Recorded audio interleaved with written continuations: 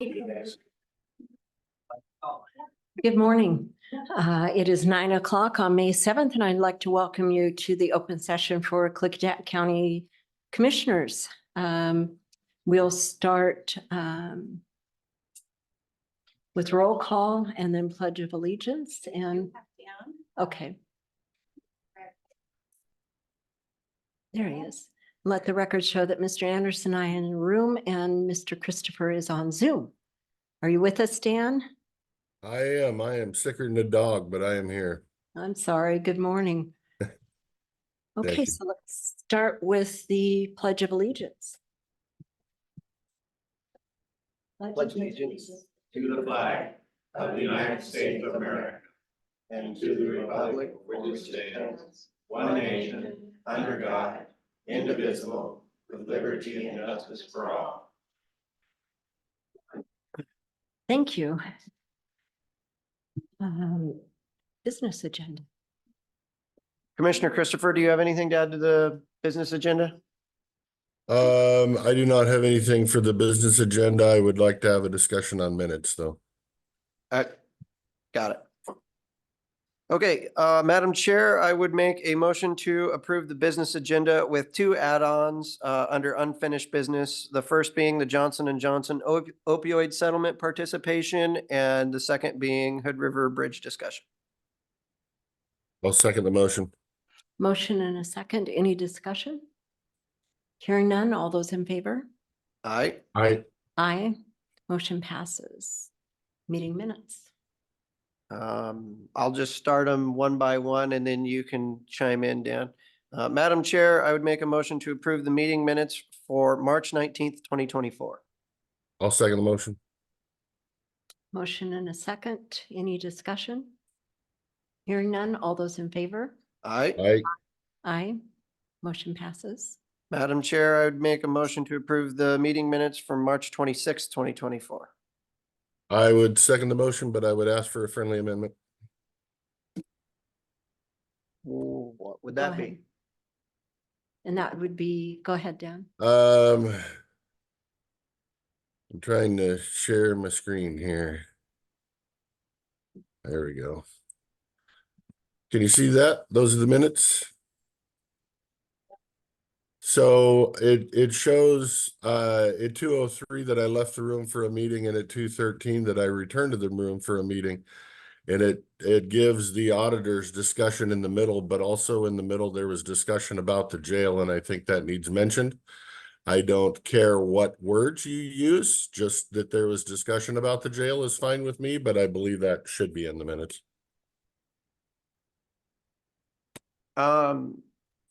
Go back to that real quick, Commissioner Christopher. Could you hold that back up? I believe it was actually before the auditor. When I go back and watch the Zoom live. So it shows that you abstained, but the minutes are showing that you left the meeting and you weren't even there because at 2:13 you rejoined the meeting. Correct. So would you say that it does abstain shouldn't be included because you weren't there, or were you there? No, I abstained on the third on that vote. She did give me the update because but because it was such a brief update, I went ahead and abstained from it just in case I missed something. Okay. My point is, between 2:03 and the auditor giving an update, you guys discussed the jail closure. And I think that discussion of the jail closure should be in the minutes. I don't have a problem with any of this that's written. I just believe there should be something after the 2:03 that says discussion on jail closure, just so if somebody's going back and looking for it, they can find it. So maybe in order to make it clear, we need to put that you joined the meeting above your abstention, so that you were actually present for that. So at 2 o'clock, on there, it says discussion of public health and safety. That was the discussion. And then he said he didn't want to talk about it, and then he had left it. So I put it in there, emergency learning. Okay, so it is there, it's just public health and safety. Okay. I am fine But with a there- friendly amendment, just changing the wording there. And then are you fine, Dan, with making sure that it looks like you were present for the abstention? I'm fine with that. If you guys are fine with putting something up here that says jail discussion. Yep, and it needs to go below you. Oh, Somewhere between 203 and 213. That's all that matters. right, but but there was a little bit of the conversation before. What prior before he left? Right. Right. Okay. I have no problem with staff updating it. All right. Me either. I'm good. Any further? No. Okay. So all those in favor? Aye. Aye. Motion approved. Madam Chair, I would make a motion to approve the March 29th, 2024 meeting minutes. I'll second. Motion and a second. Any discussion? Hearing none. All those in favor? Aye. Aye. Aye. Motion passes. Madam Chair, I would make a motion to approve the April 2nd, 2024 meeting minutes as presented. I will second. Motion and a second. Any discussion? All those in favor? Aye. Aye. Motion passes. Thank you for the meeting minutes. So we're to that portion of our meeting for public comment, and we have in the room and also on Zoom. So if you're called, please come forward and give us your name if you'd like your name and where you're from, and also on Zoom, let us know when we call on you. So in the room, Mr. Joby, I see you're up and going.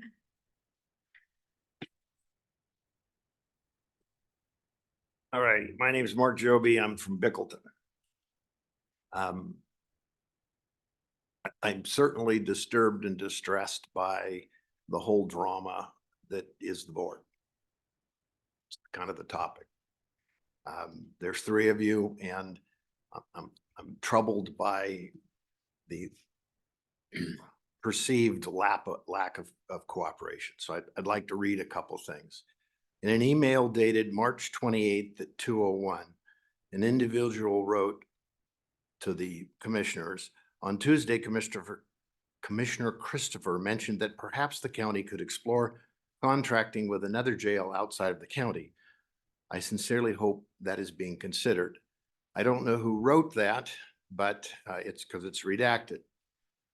I have reviewed at this point hundreds of pages of emails that I have requested. And I just got another batch from Skagit County that are very troubling, that don't necessarily have to do with the jail and certainly don't, but just letting you know the context here. On March 28th at 10:02, 8 hours later, Mr. Christopher wrote, I have brought up outsourcing our jail for years, and I've gotten nowhere with the past board or this one.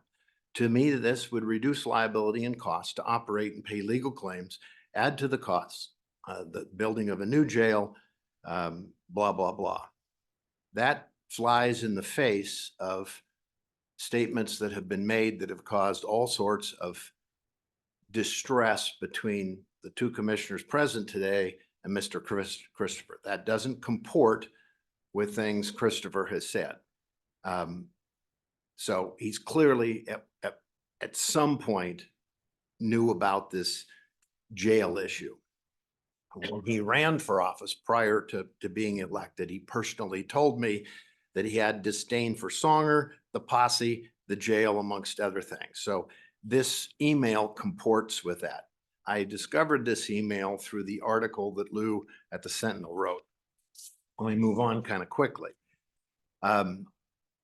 He wrote to Lou in April 15th, in regards to what Commissioner Zoller was quoted as saying about me in your paper, I will summarize by saying this is hogwash. She makes it sound like there's been talks for years about closing the jail, and he adds totally untrue. I find that troubling because the financial consultant that you guys use was hired by Dan and was asked to commission a study on the costs of the jail. And I'm in receipt of that. And Christopher had to have known that this was being studied because he directed this individual to do this work. So we're not being transparent. We're not receiving transparency. Thank you. Sorry for the time clock. It's always waiting on us. So is there anyone on Zoom this morning?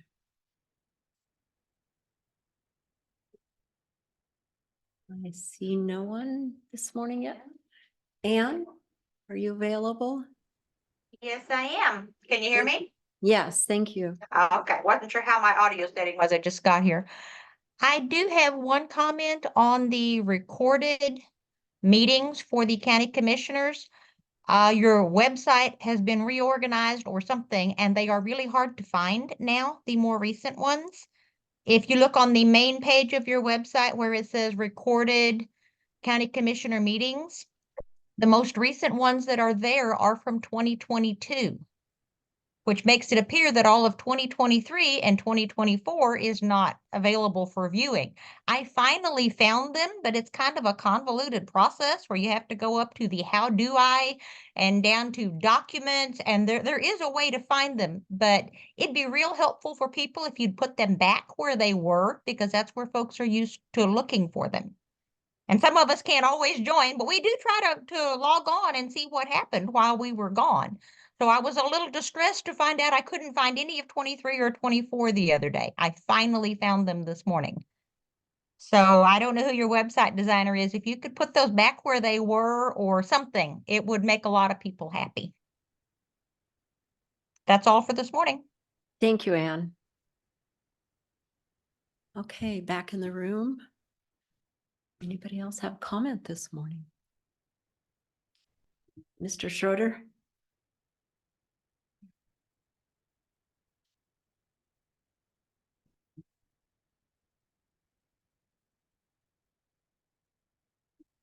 Dennis Schroeder, Goldendale, Washington. Appreciate you replying from my questions from last week, but I Try. didn't get them until late last night, early this morning, so I'll still need to kind of review those. So moving on, I mean, I have a lot of other questions. The first one being, what are the other counties or municipalities that are involved in the risk pool that Klickitat County uses? Next question is, how do they feel about the number of claims Klickitat County has had, including the $400,000 plus settlement for the Kirby lawsuit for non-compliance of public records requests?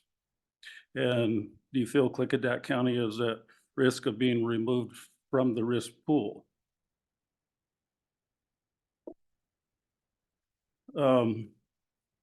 Where are the 3 public locations that Klickitat County posted the request for the franchise agreement for Carringer? And are the 3 public locations the same each time that requirement is needed? And is there a public record or affidavit of postings that shows the county postings? And regarding windmills and solar for that matter, my understanding is windmills were originally classified as real estate for property tax purposes. Then it was changed to personal property. Who decided the windmills and solar panels are personal property versus real estate? And the last question I have is does Klickitat County own the road and right-of-way along the entire proposed Carringer franchise agreement, or is some of the land still in private ownership? That's it. Thank you. Thank you. Back on Zoom. Who do we have? iPhone? I don't have an identity. Good morning. Good morning, commissioners. This is Leslie Naramore. I live in Klickitat County, and I'm just wanting to voice my concerns about the jail and that ongoing situation. On the agenda today, I see that there is a purchase that is supposed to be approved for the sheriff's office regarding the purchase of Overwatch for a pretty hefty sum of money. And I think that you owe us, the citizens of Klickitat County, as taxpayers, an explanation of what's going on in the jail before you purchase anything further for the sheriff's office. So I'm just requesting an update. I think that transparency needs to be here. Thank you. Thank you, Leslie. Back in the room. Everybody's quiet today. Online, anyone else wish to speak? Raise your hand.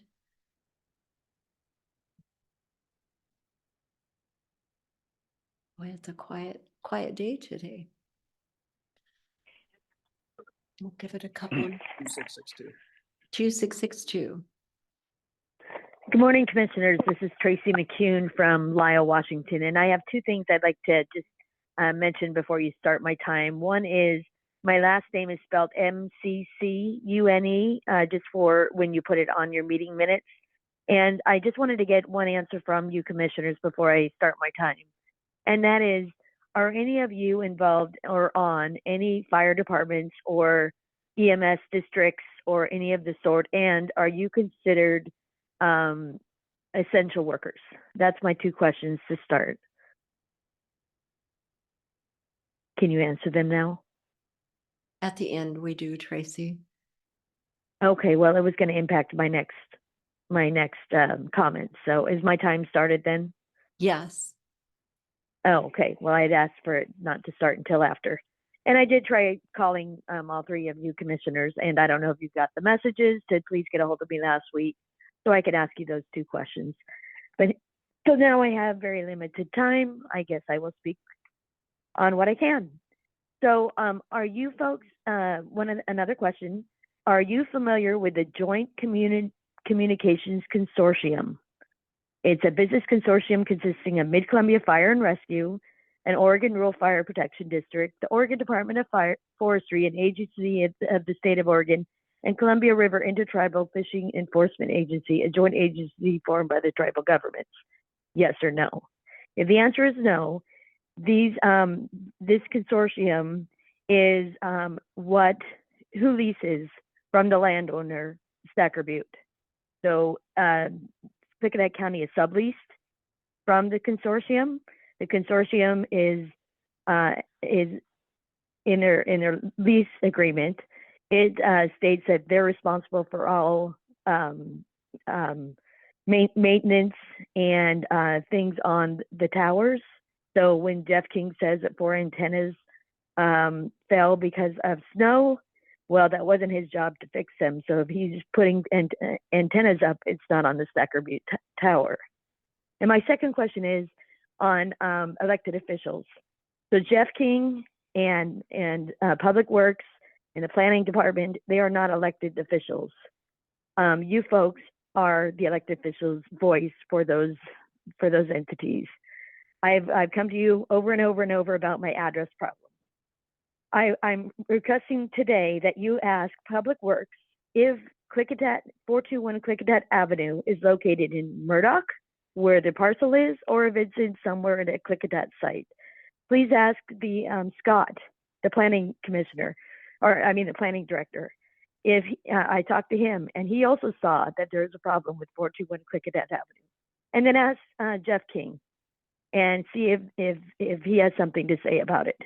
Because there is a problem. I believe that 421 Klickitat Avenue is actually the site in Klickitat for communications. And I would like to see if I could get that resolved. Thank you. Okay, thank you, Tracy. Back in the room. Everybody's quiet this morning. Rita. Good morning, Rita. Good morning, Commissioners. This is Rita Pinchot. I live in White Salmon in Klickitat County.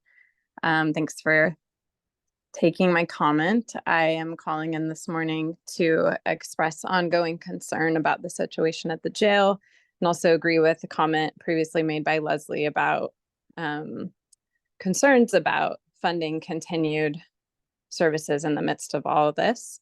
And I'd like to add to that and say that I'd really love to hear from you all how you're prioritizing funding to address the lack of mental health services that exist in our county. I think it's been brought up at previous meetings that mental health services have been allowed to deteriorate to, nothing really over the past 10 years. And I see a lot of hope in people rebuilding and trying to provide what services they can.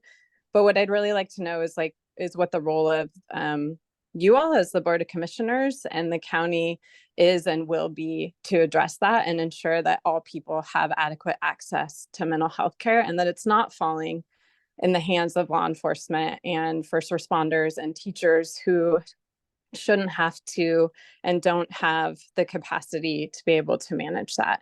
So I'd love to just hear your thoughts on that and where we're at, and also what role you see community having in addressing the lack of services. Thank you for listening.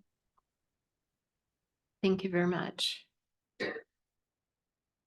Great. In the room, anyone? No. So back online, is anyone else available this morning?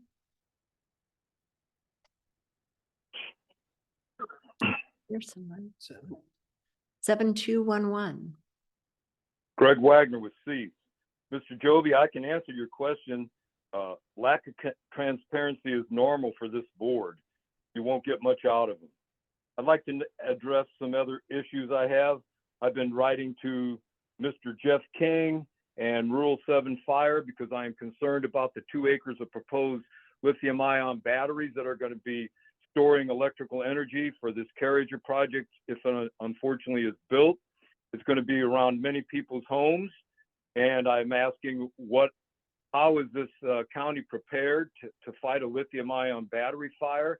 How are they going to notify the citizens? What's the evacuation plan? I would like to know just what's going on with Jeff King and the emergency management, how they're preparing for this potential disaster. And I get no replies from him out of 4 or 5 emails over the last 6 or 8 months. So it seems like he doesn't even care. I see him sitting in the back room. Maybe he can step up and tell people how his emergency management is prepared to fight a lithium-ion battery fire. I feel that unfortunately he doesn't want to answer my emails. So that's something that needs to be addressed. And I'd like to know, with this franchise agreement, who contacted the county wanting a franchise agreement? Cypress Creek, or was it FSEC? Who in the county directed the Public Works to work on the franchise agreement? I want to know who's going to be billed for the work that the county did on this franchise agreement. Pretty important. I like to say, we hear a lot from Mr. Anderson, trust the process, play by the same rules. We must be fair. I'd like to know, when is this so-called leader, Mr. Anderson, going to comply with the county codes and get a conditional use permit for his unpermitted short-term rental? Mochi Lindblad, the previous planning director, who he bragged on saying he trusted her explicitly, and you're doing such a good job, Mochi. Why doesn't he trust her now and follow the county rules that he says we all must play by and get a conditional use permit for his unpermitted short-term rental? Mr. Van Cleves, you're sitting in the back room. Why don't you direct your code compliance office to investigate Mr. Anderson's 2 code complaints? Building code complaints has nothing to do with short-term rental. But yet we hear Mr. Anderson say the county commissioners have no oversight over the code compliance officer. That's not true. That's a lie, because you direct Mr. Van Cleves, who directs Mr. Sandase, the code compliance officer. So you do have oversight, Jake. You're just trying to get out of it. That's all you're doing. Another little game you're playing. So these are just more issues that shame the county and shame this board and make the people of the county have no trust in you. You should be ashamed of yourself. Thank you, Mr. Wagner. Back in the room.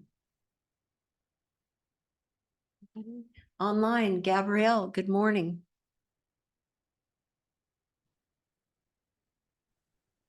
Hi.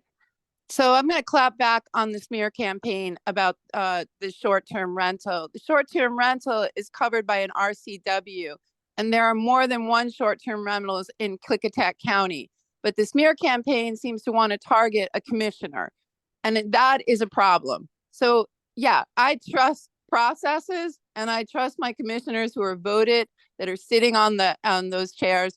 doing the county business. But what I don't trust are smear campaigns. And I think that you need to start addressing why you target one person when you're not addressing all of the short-term rentals that exist in the county. What's more, to have a short-term rental, you have to be obliged by law to have insurance, to have a safety plan, and to be able to conduct yourself with your customers. Honestly, this smear campaign has been going on for so long, and it's losing steam because you're not legitimate in what you're arguing about. All you're trying to do is embarrass a commissioner, and all you're trying to do is slam him publicly. It's a smear campaign, it's slanderous, and it needs to stop. And that's what I want to say. On the second part, the sheriff is considering spending over $14,000 a year for a service that is literally going to monitor blood pressure. You cannot address the issues at the jail solely by throwing technology at it. What you need to address is your humanity at the jail, and that no amount of money is going to solve. That is with individuals doing the right thing when they see there's a problem at the time of the problem. Thank you for your time. Thank you, Gabby. Back in the room. Anyone else online? Good morning, Sherry. Good morning. Klickitat County Board of County Commissioners. I appreciate Gabrielle's clap back, whatever that woke terminology means. It's not a smear campaign, Miss Gilbert.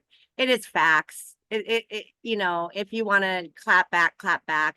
But when we have a commissioner disobeying the county rules and everybody letting him get away with it, including his seatmates, that is a problem for our county, because we should not be doing special favors. The government was formed, and if we all can go back, to protect our inalienable rights.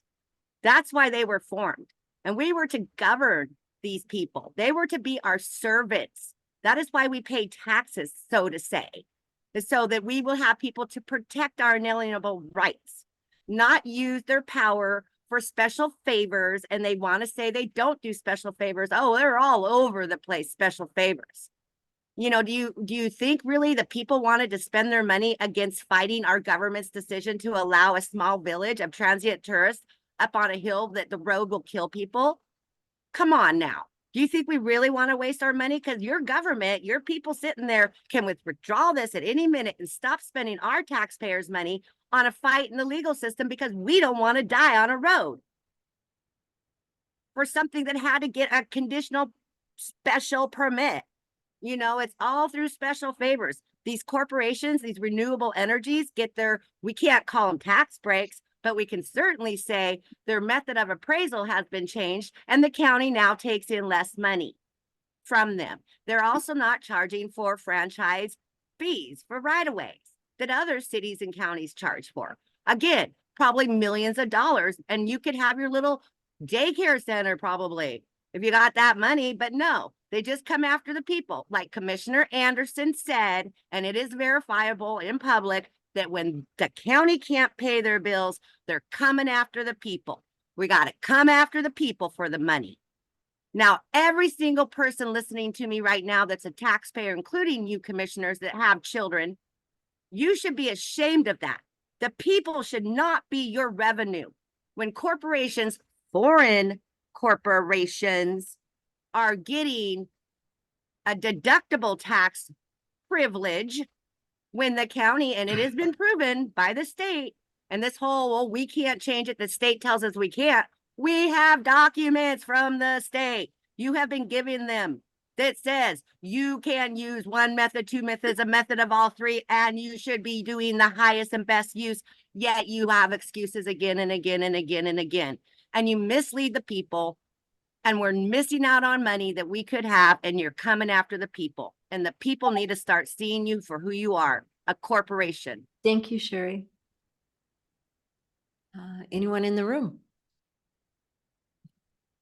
Oh, that wasn't a hand raise, okay. You almost had to come forward. Mr. Morris, good morning. Good morning, Commissioners. W.J. Morris, Executive Director, Save Dallas-Fort Washington. I would like to just make a suggestion, if I could. My neighbor, Ann, was on earlier about having to do the insane drill down for these videos. Can I suggest that a hyperlink be put on the BoCC main page that would allow one-click access to those recorded minutes? Thank you for your time, and y'all have a good day. Thanks. Thank you, WJ. Try the room. Anyone else online?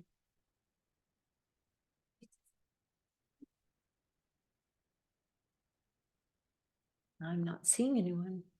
No, we'll wait a couple seconds.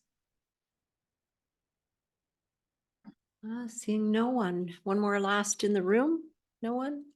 Online, no one. We'll move on then for commissioners' comments. Mr. Christopher, are you online? I am. I'm hoping you'll let me go last, so I may not have to address everyone if you guys already addressed them. That way I don't have to cough and sneeze through my entire response, if you're willing. Are you ready this morning? I can make a shot Okay. at it. All right. Mr. Joby, I'm trying to figure out, you said that we hired a consultant, that Commissioner Christopher was hired by Dan to study the costs on the jail. As far as I know, we have not hired a consultant. We've had our finance, head of finance, looking into it as well as part of that task force. So I just wanted to clarify that. And go to klickitatcounty.org, hit the commissioners. At the top of that page is the recorded, there's a hyperlink right there. It's really easy to find. It's right at the top of the page. I'm looking at it right now. So you just go online, go to BoCC, Board of County Commissioners, and then right there at the top, it says recorded Klickitat County Commissioner meetings. And that will take you off the county website and put you onto the YouTube channel. And then what's really easy, what I do is I just copy that YouTube channel and make my own hyperlink and keep it on my page. So if I want to go back and look at it. Mr. Schroeder, thank you so much for the questions that you ask. You're looking at not just one thing, you're looking at a bunch of things. Thank you for putting them in writing and giving them to us. And thank you for asking questions that sometimes we have to go and do more research for. Which is why sometimes it takes a while to get back, because you might ask a question of Public Works and somebody else, and it takes me a while to get there. The answers to some of your questions today, am I concerned about being removed from the risk pool? Absolutely. That is a concern. The public locations for the franchise agreement. So when we do public hearings, that needs to be posted in the paper, and those affidavits have to come back to the board so that we keep all of that in long term when we have public hearings. In terms of where they're posted, I'll let staff talk to that later. Usually they're on the front doors of the building. You see those all the time. They're also usually outside here. Regarding windmills and solar classified as real estate, this goes back to when Van was our assessor and when windmills first came here, and the agreements that he put in place looking at windmills as, in essence, real estate. And then they would have a long-term agreed value. Whereas when Van retired and Darlene Johnson came on board, she changed that method of valuation, and we, as the previous Board of County Commissioners, do not have the ability to direct what the assessor does and how they assess. That's within them as an elected official. There was a lot of discussion at the time between the public, and a lot of people were saying this makes no sense, don't do it. As I understand it, it was the beginning of the time when the state was making the recommendations of that would be the recommended way of assessing it. And Van had already agreed to it. So Darlene's statement on that is that we would, with the new ones that were coming on that day, we would get a huge bump in value from the way Dan was going to do it. So we'd get an initial bump. And then if people continued more and more kept coming, you'd be able to keep that pretty high. What we found though is with the depreciation method, it creates the tax shift burden, which I don't think Darlene at the time understood. But it also in the end lowers the total amount of dollars. As they repower, it bumps it back up some and then it starts over.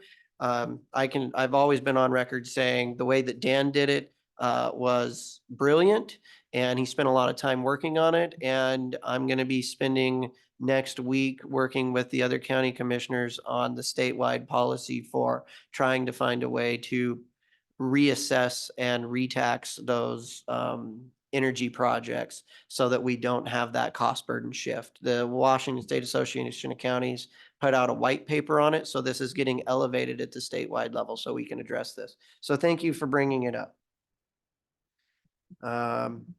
Leslie, I have questions as well on item number 11 on the consent agenda, and so I will be asking that that be pulled for further discussion. Tracy, the Oregon group for the Joint Communications Consortium is an Oregon group. It's not a Washington group. Klickitat County, we do sublease on Stacker Butte, and you would have to look at our sublease agreements, because if it's our equipment, it's our duty to maintain it. It's nobody else's duty to maintain it. Thinking otherwise, I would ask you to continue to look into that, because I can promise you the way you said it is not the case. And with regards to the address issue, we have all, I believe all three of us have spoke with staff, multiple staff. You have been given the answer many times over many months with regards to the address issue. Rita, great question. How are we prioritizing funding to address the lack of mental health services? We are doing everything that we can to build the mental health program. We took over crisis services well over a year ago.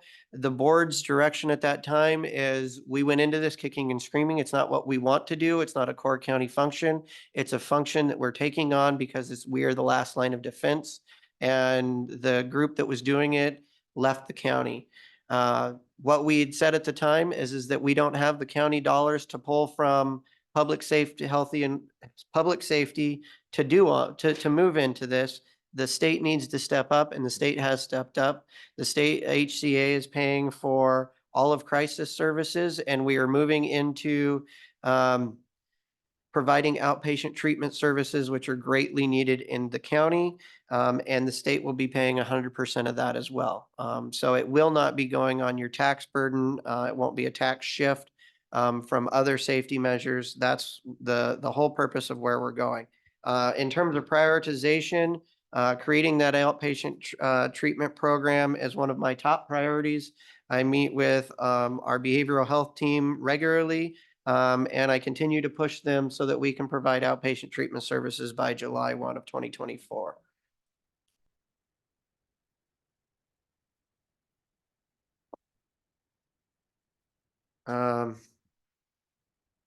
Sherry, when I said the county can't pay the bills and we're coming after the people, those are not my exact words.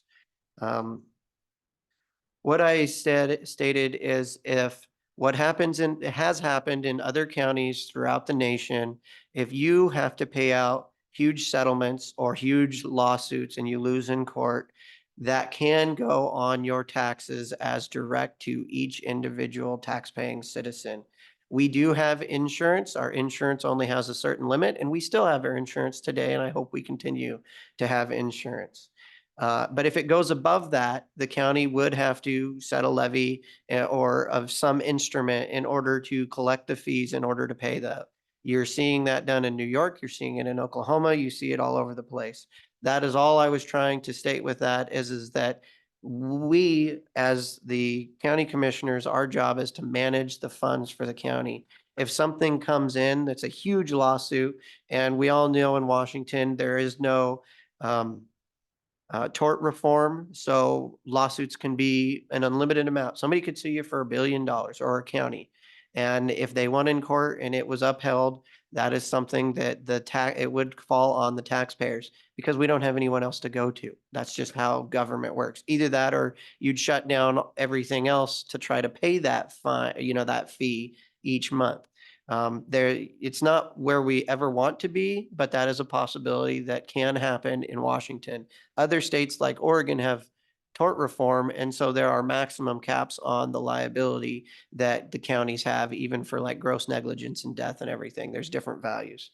It's something that the counties have been talking at the state about for years and begging the state legislature to pass updated tort reform so that the citizens aren't on the hook for crazy high claims. And again, Sherry, we are not making excuses. The documents that you state from the state, that is a question that you need to address to the assessor. The Board of County Commissioners cannot direct the assessor to assess projects in any certain way. That is a right vested with the assessor. With that, there's more I could say, but I'll pass it along. So you can Thank you. finish it up. Yeah, you covered a lot. Thank you very much. I can kind of skim the top a little bit. A lot of your answers were my answers. Mr. Joby, thank you for coming in with your concerns. Thank you. And Ann at Dallasport and WJ. It is a hyperlink. It's at the top of the page, like Jake said, it's in bold black letters. And it did take me a minute to find it the other day too. I kind of bumbled around a little bit. But when you click on it, it takes you where you need to go. So we may want to just put underneath of it, click here for people like me. And also, to be honest, it's still in the process of moving those videos over, so that might be what she has seen. Didn't see everything she needed. Yeah, they'll be there eventually. It's a new system, so we'll get it all downloaded in your spare time. Yeah, yeah, because I went through them the other day too, so they are there. So, and Mr. Schroeder, like Jake, thank you for paying attention to all kinds of issues, and you do ask questions that take a little longer to answer. So if you don't mind, I'll recap again in an email to you on some of your questions. And the locations, you can find that from the girls in our office, and they do a good job. And I'm sure there's more than 3 places that they post them. And we do legally have to say where we posted them. So that's all documented. Leslie and Rita, thank you. It's on our attention for the budget item. We'll be talking about that today. And Rita, budget season is coming. And something we've talked about with tighter budgets is we've got to really take a good look at what essential services mean to us and define what those essential services are and make sure we apply the correct funding to essential services, and then we'll go from there. So I think budget season is going to be very interesting this year. And Mr. Wagner, the battery storage is a problem. It is a high priority. It is a scary thing. I think having those conversations, I'm sure you're doing it with FSEC as well, or at the state level, is very important because it isn't just our county that's impacted with that idea. And I can tell you, Mr. King has the obligation to work with building and planning. So that's probably going to take a little time for everybody to come to the same conclusion at the best way to manage this. And I believe some of it will probably run through Planning Commission. So we can add that in on how we correctly want to take care of the dangerous batteries and how we'll address that. And I think that's it. And thank you, Gabrielle, for bringing up the RCW. The state does have lengthy RCWs on STRs, and I appreciate that they do that. And it does tie those people to licensing, insurance, revenue payments. So the state does a pretty good job of regulating them. And the STR conversation will be a longer one here at our county. I, for one, have a lot of questions because with as many as in our county, it is going to take more staff, which means more budget to run a program around STRs. And also code compliance. I don't see how they can do the job that they have now and go out and manage between 350 and 500 estimated STRs that we have in our county. So both of those programs would cost us more money. So we'll have to take a hard look at that as far as I'm concerned. So, but thank you. And I'll ask Mr. Christopher if he's ready. I can be. Okay. So I will try not to cough and sneeze during this. Mr. Joby, thankfully Commissioner Anderson addressed one of your inaccurate statements. I would also ask you to maybe research who hired the finance person. You said I hired. I believe you'll find out I did not hire. So again, I believe that would be an incorrect statement. Where this needs to come down to is you're pointing out that in years past, I've said we need to look at the impact of the jail on the budget, and that is 100% accurate, and I stand behind that statement. I believe we still today need to look at the impact of the jail on the budget, and I've said that the whole way through this process. So it shouldn't be political. What we need to do is make sure we have done all of our research. And that's the only thing I'm asking for during this process, that we're doing all of our research to make sure we know what the implications are, who's doing mental health transports, who's going to be the bailiffs in the jail, who are in the courts, who's going to be doing all these services before we make a rash rush to judgment decision of closing the jail and letting everybody go by April 12th. Now, thankfully, that hasn't happened, and it seems like the board has slowed down and has now got this task force answering all the questions to make sure that it's prepared if it does make the decision to close the jail. I've said the whole time that once I get presented all the information and have the facts, my decision might be to close the jail. It might not be to close the jail, but I will not make a decision without all the information. So again, not political. I've said that same thing time and time again through this whole process. My problem with the process is the quick action of the process without doing all the research first. Mr. Schroeder, as a member of the board of directors of the risk pool, I am in all those meetings with the other board of directors. There's two risk pools. One of them has 11 counties involved, I believe, and the other one has what would that be? 28. I, unlike my seatmates, I do not feel we are at risk of being removed from the risk pool. Other counties have far more issues, far more claims than we do, and have in the past and have not been removed. The risk pool is well aware of jail litigation, is well aware of deaths in the jail. They're quite common in the state. Lawsuits because of them are quite common in the state. We're working at ways to make it better, but again, I don't feel that because of the couple of issues we've had that we are at risk of being removed from the risk pool. Leslie, with the overwatch of the jail and the budget item, I understand your concern,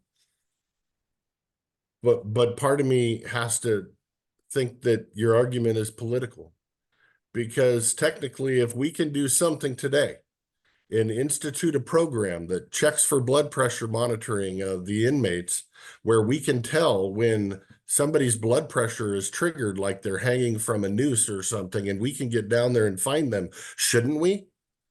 Shouldn't we?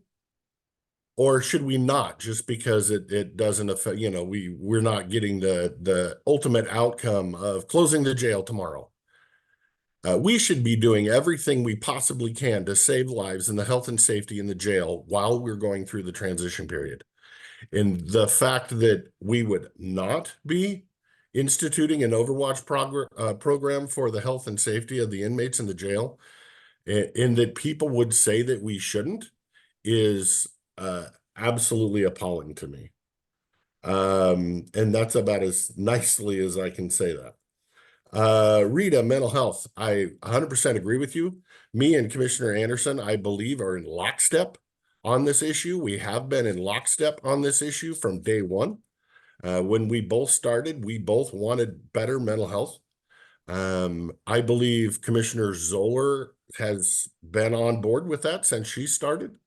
I believe the board is willing and wanting to do everything it can to strengthen the mental health in this communities. And I'm happy that we are better off than we were when we took office, and I think we'll be better off as we go along as well. And that's all I have because I'm about to have a sneezing fit. Thank you. Okay.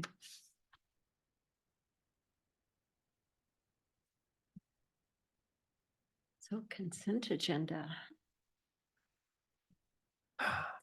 Madam Chair, I would make a motion to approve the consent agenda with 10 items, polling number 11 for further discussion under new business. I would second the motion. Motion and a second. Any discussion? Hearing none. All those in favor? Aye. Aye. Motion passes.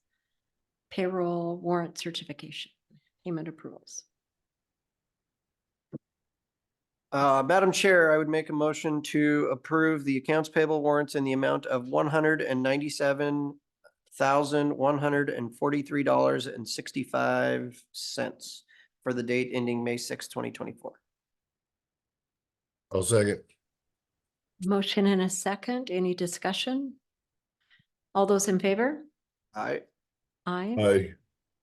Motion passes. So we're at that time of our meeting for department update from our planning director, Scott Edelman. Good morning. Good to see you.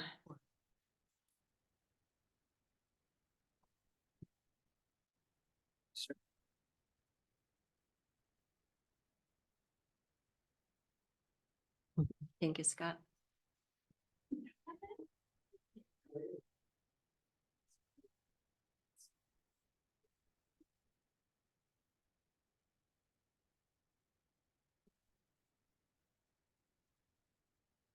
Oh. Well, good morning. It's nice to see you back, Commissioner Christopher. And if you hadn't had a chance to check your email during the meeting, I sent you the 2 documents I just passed out an email just a little bit ago during the meeting. I did get it, sir. Thank you. Oh, great. I'll just start off by saying yesterday was here 2 months. So that's That went fast. well, yeah, it went fast as far as work, as far as stuff going on, but at the same time, I was thinking about that. It felt slow. And to the team this morning, I said, well, it felt way longer. And they took it as, oh, sorry type. But I thought about that. And I thought of 2 ways that it has felt way longer.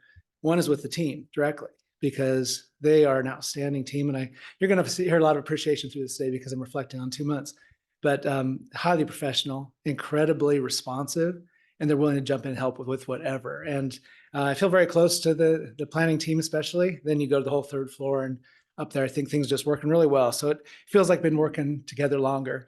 Likewise with the Board of Commissioners. I interviewed in October.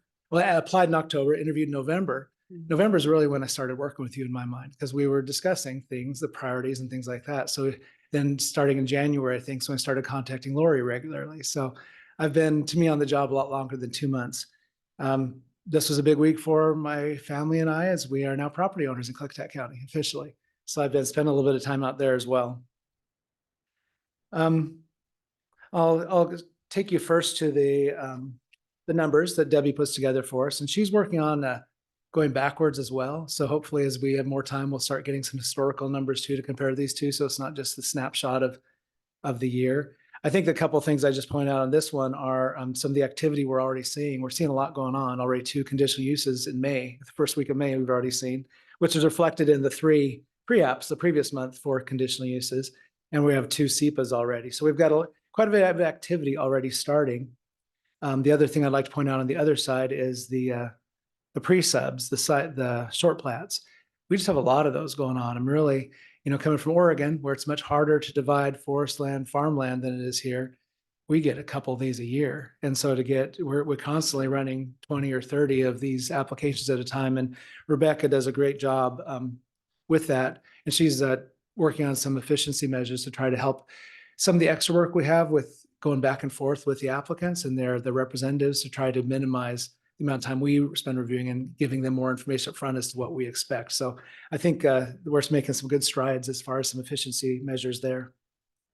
Taking you to the summary I put together, just a reminder with the Board of Adjustments, we're still looking for a replacement for District 1 or 3.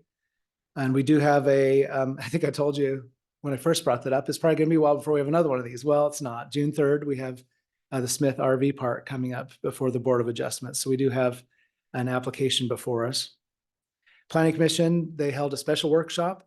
And again, it's appreciation. What a great group of people. They are dedicated, they're hardworking.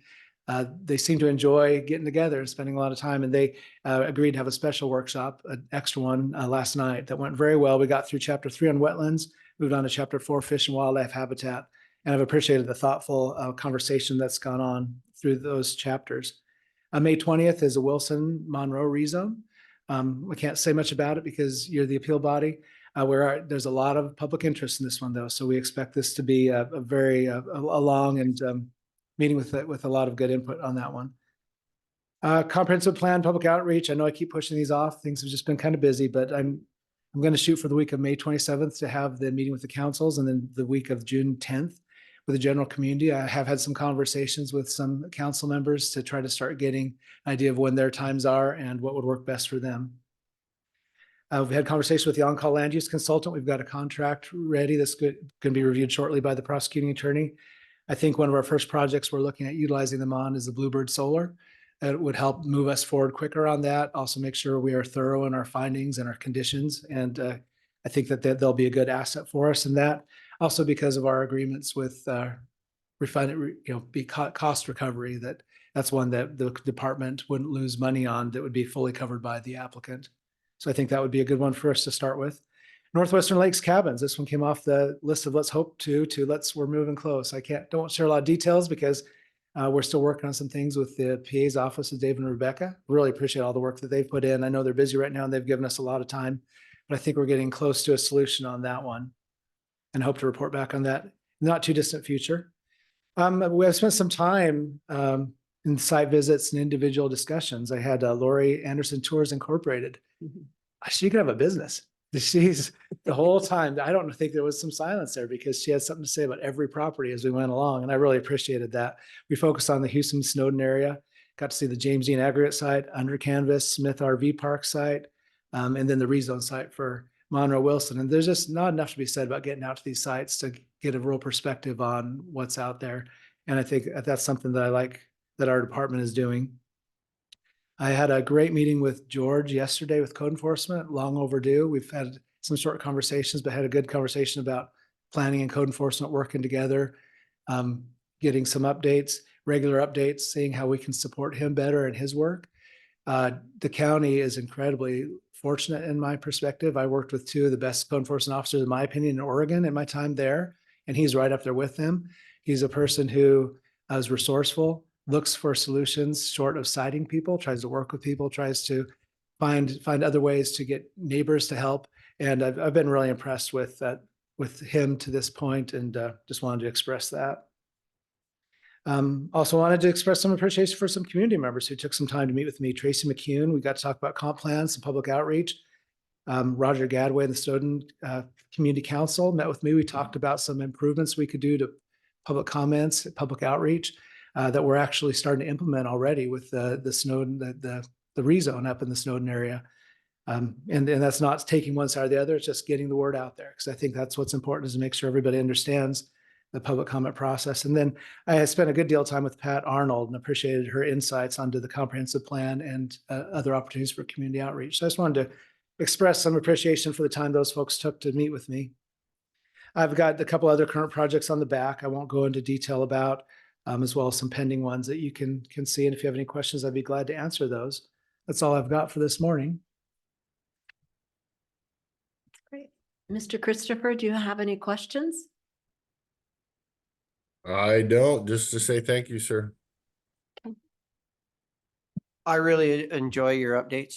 I really enjoy Thank you. your helping to give praise to your staff and other directors and other staff members, and that goes a long ways in this building. So thank you for setting that good example, sir.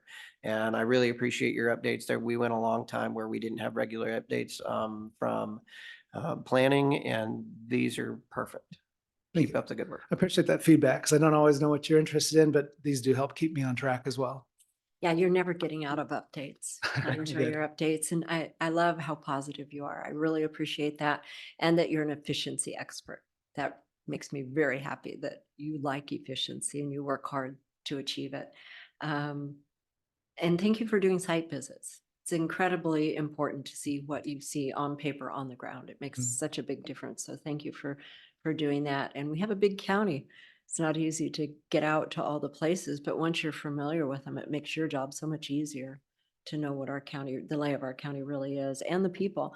And I really admire your appreciation of other people, of the public and of the employees and of all the people you work with, and you're a builder. And I appreciate that you build relationships with people. Well, thank you. It's easy when you work with such good people. And I can see it in your department, that they're happy and settled and confident.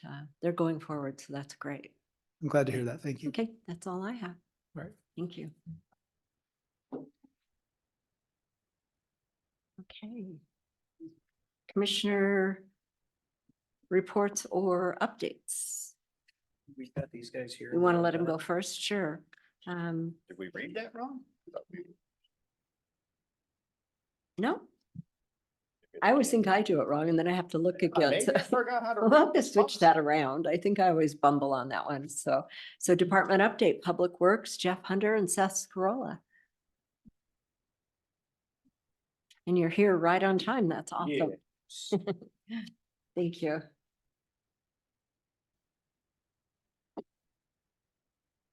Thank you.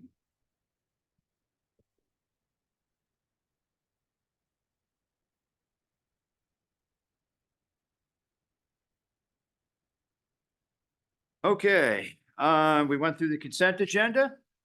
So everything worked well for us, so we'll move on. We have a couple public hearings, so we'll see you again at 1 o'clock. One for a speed limit change and one for franchise agreement. At that, we'll turn it over to Seth for some construction activities. Lot going on in construction. Currently, we've got the crushing continuing in Fisher Hill Quarry, moving right along with that. Bickleton area paving, the paving is currently on Roosevelt Grade Road. They're doing the wearing course, I believe, currently. Sundale Highway 8, we have a pre-construction conference scheduled for tomorrow. We're going to hear when they're going to get started. Annual striping, the project is tentatively scheduled for May 13th, depending on weather. On the design end of things, data collection, ball banking, we're just waiting for the final deliverables. Hopefully by the end of this week or next week, we should be wrapping up that project. Sunnyside Road overlay, currently working in design. Bridge repair bundles, just getting the last pieces of the consultant agreement put together so we can get the consultant started on that work. And other preliminary work continues. Okay. The maintenance side, east end is brooming and patching, west end is crack sealing.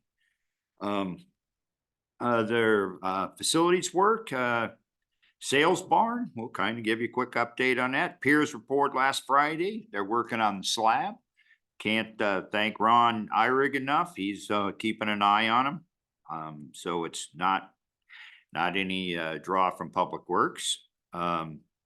Superior Court remodel, court is back in session. And everything is working fine. Events, there are more events this weekend and every weekend at the fairground. So the events are kicking into high gear over there. Fuel Island, we're still working through that. Lexington Security, Heather has more money, so we are moving boxes now. We're in the process of moving the Goldendale ballot box. It's about security and ADA access, so we're moving it to where it'll be under the view of a camera. And it's state-funded money, so again, good for her to get us get that taken care of where it's not on the county taxpayers. HVAC contracts, courthouse is complete. Pioneer Center is this week. SATA site, I've been told the camera's working. I saw a picture, but we'll see in long term how long that lasts. Hopefully we're done with that. That project is complete. Home and Garden went well. My understanding is pretty well attended. And next big event or bigger, larger event is the Oregon Trail Rally for next Saturday. And that's all we have. That's quick. The election security, when you move that box, be sure to do an article in the paper so everybody knows that box is moved. Okay, it's actually down as we speak. Okay, So just want to be sure. I that- will talk that over with Heather. I don't want to Yeah. overstep Okay. my bounds. Oh, I was looking at Get Heather. into trouble. Okay. Got an idea. Okay, that's awesome. Dan. Did you have a question, Mr. Christopher? Yes, I wanted to ask Jeff, did we have any power issues with the fairgrounds for Home and Garden?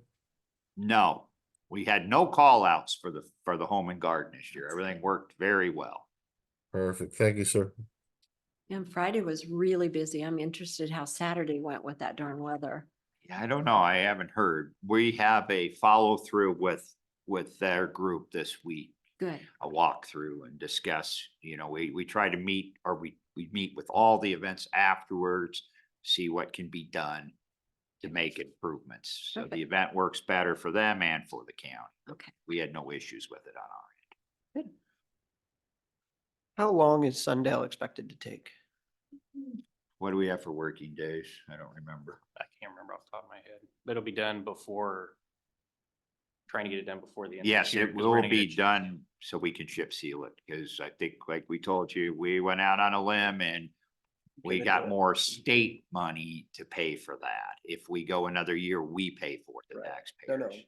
I get it. I just was wondering how long it's gonna take. I'm thinking August, sometime, September, August, first part of September, latter part of August for So completion. We're not gonna be pushing then on weather to get it chip sealed then? No. Okay, that's my question. But we'll have more, like Seth said, after we meet with the contractor, see what their schedule is. Good. Thank you, Jim. Thank you. Thank you very much. Heather. Department update with elected official auditor Heather Joby. Well, since Jeff brought up the box, I'll start with that. We received an election security grant back in 2020 that I have to either commit by September 30th this year or return to the state. So one of the things that we're looking at doing with that is moving ballot boxes to more secure and at the same time more ADA accessible locations. So currently the location where the box was not ADA compliant. You had to physically get out of your car in order to go put a ballot in the box.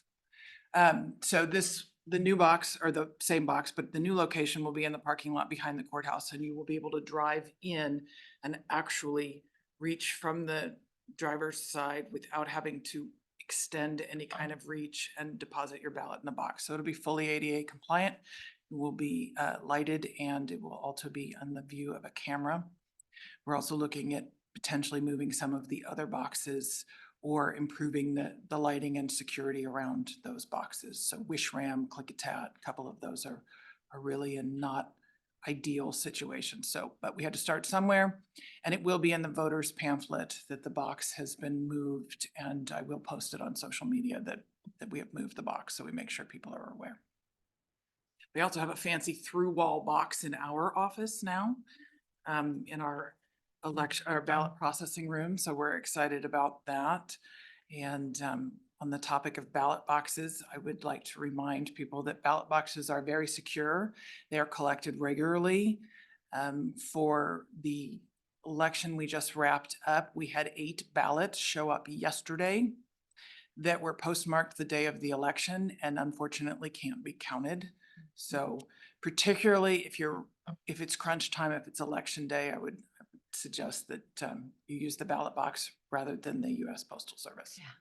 So to segue into the election we just wrapped up on Friday, we certified the Bickleton School Levy election. They had a 50% turnout, which I believe is the highest of all of the school elections. And it passed at 81.5%. So that was a resounding yes for Bickleton. Go Pirates.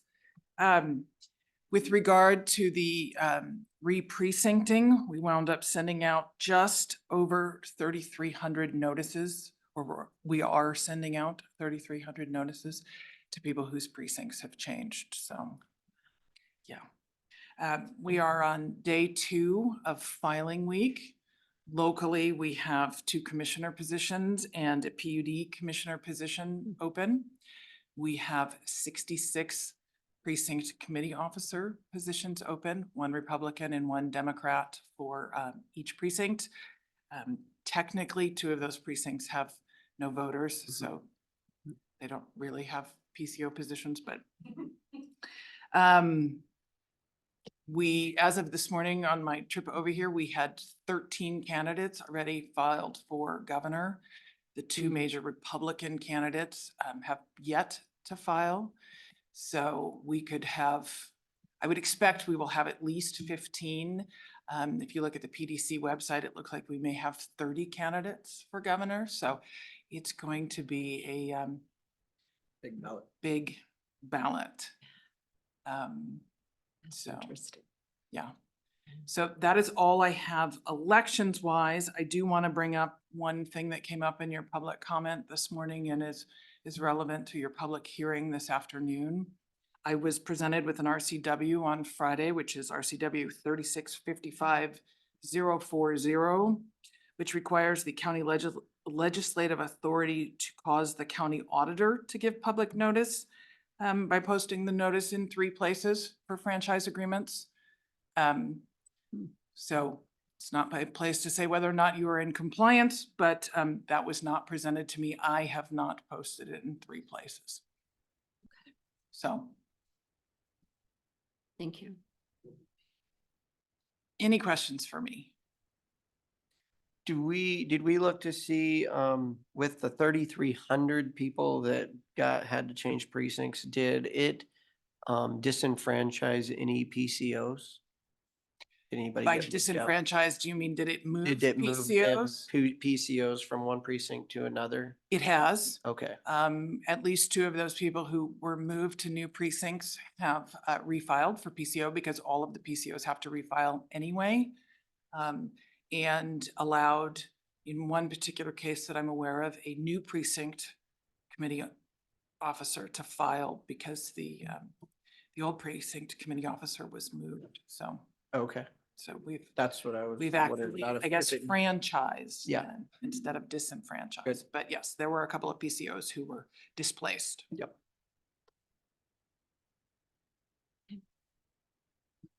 Good for me.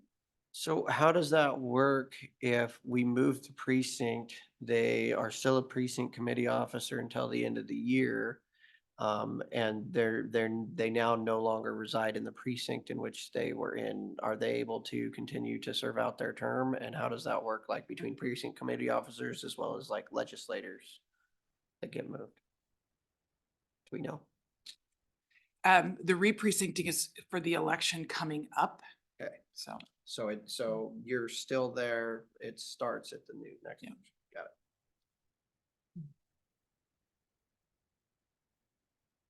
Mr. Christopher, anything from you?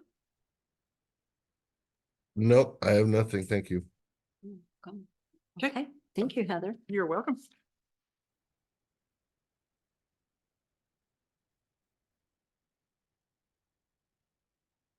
So we're waiting for 10:30 and Aaron Quinn via Zoom. Is Aaron on yet? We can go early or we can do commissioner updates. Okay, let's Okay. give her the time. And do either of you have miscellaneous reports or comments? Yeah, I've got one. We got an email, I believe, late last night from Pat Arnold. This is for a May 16th, 2024 meeting here in Goldendale on the pump storage project and the groups that she's with being opposed to it. I will be at the not FSAC, the WASAC meeting that night, and I was wondering if either of you were planning to attend. I planned on attending. You do? Uh-huh. Okay. Mr. Christopher, did you plan on attending that meeting as well? If you're going, that's good enough. Okay, yep. Okay. I just was wondering so her that we could recover at least recover it if there were going to be multiples. And anything else for you? Hopefully when, after that, you can give us an update Yep. on how it went. So the next week. Yep. Um,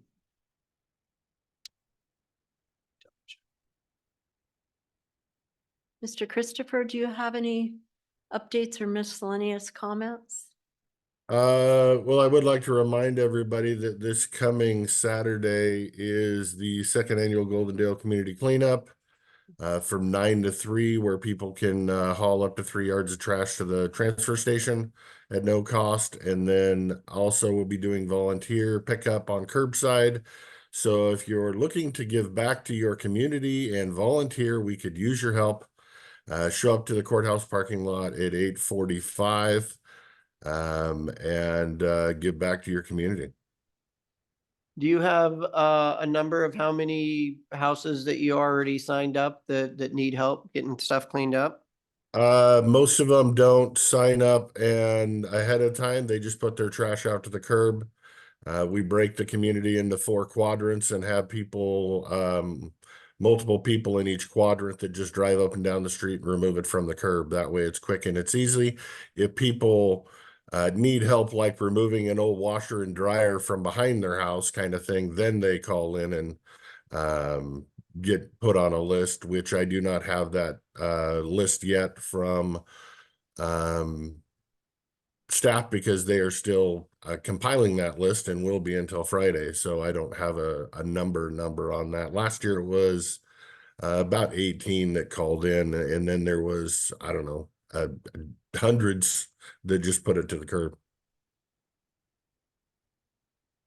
Thank you. You're very lucky because I had in my mind that your cleanup was last Saturday and I thought, oh, this is a terrible day. So looks like. No, it's this Saturday, and I'm hopeful that I'm over whatever this sickness thing I have. So, and Republic Services has been very gracious. I want to point that out. They're offering the free transfer station services. I'm assuming they're going to be, their donation amount will be about the equivalent to what it was last year of $20,000-ish. They're also providing lunch for all the volunteers, which this year we are doing Uncle Tony's Pizza. So come on down, we'll feed you and we'll put you to work. Right. I have nothing. No Aaron yet online. Don't see her. I attended the opioid settlement online thing yesterday for the dashboard. And it wasn't what I was hoping it was gonna be. Yeah, it was just a pretty high level overview of the state settlement dashboard that they will just enter the information in. But Okay. It wasn't it's- something for us. I mean, so I think we can use it as our dashboard, to send so that we don't have to create our own. We can just submit our information, which is nice. I mean, it'll save money from having to create it ourselves. It's just, it wasn't everything that I'd hoped. Okay.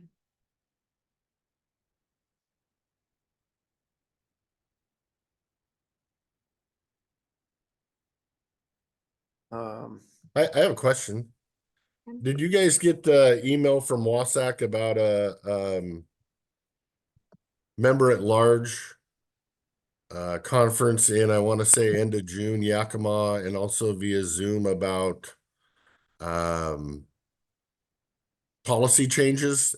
I was hoping Commissioner Anderson might know if this is about the Seattle King County situation, or if he doesn't know, that's fine too. But It's not just King County, it's the other ones, Pierce, Snohomish, the big Snohomish, yeah. ones. And yes, it's the update of the bylaws. And I just got the email as well. And so it's gonna have to go on the agenda. I would hope that all of us can go to make sure our votes count, maybe for the last time. Yes, that's what it's all about. do you know if they're going to give us documents beforehand, or are we going to be like last year, we're presented it at the time and don't get any research I'm gonna have a conversation with him when I go up next Wednesday, just about that, and I'm gonna request that we get all the information well in advance. And I think Perfect. hopefully learn their lesson. Thank you.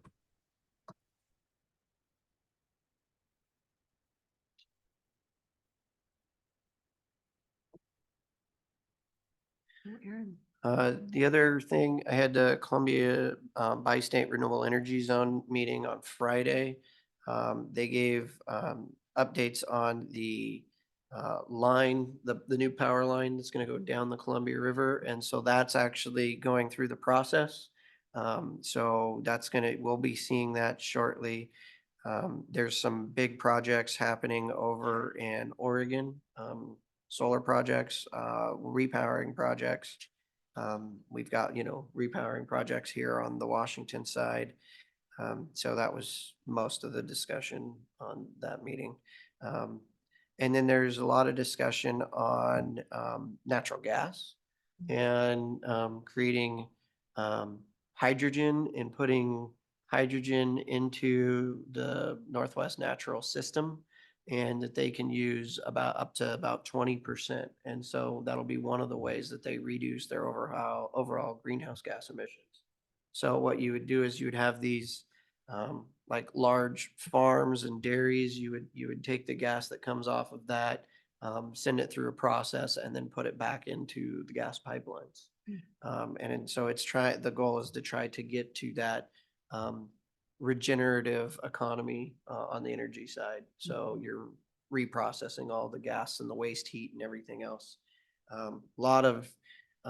It was really, really interesting, the new technologies that are coming out to reprocess that power.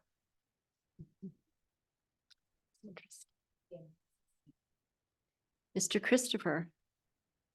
I watched the last couple of Zoom meetings, and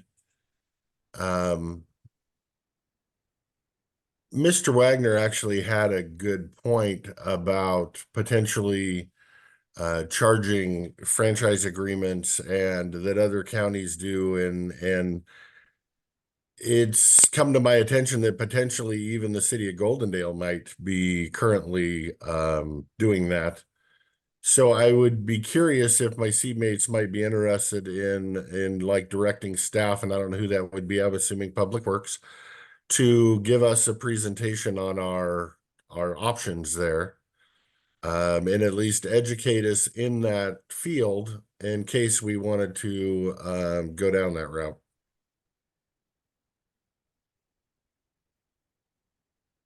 Well, and I had met with Mr. Wagner last week too, and it was very interesting. He had a lot of very good information, so it is on my radar too.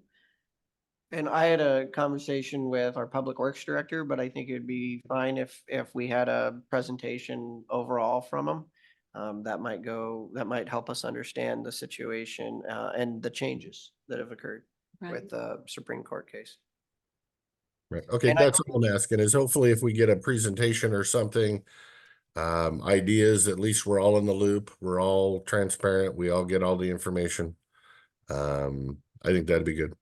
And I believe the city of Goldendale, that's the utility tax, right, Dan? They haven't been charging franchise fees. It's been the utility tax that's changing. I heard it third person, so I really hate to speculate. I heard it was they've been billing the PUD for power lines in the right of way, but I don't know how accurate that is. So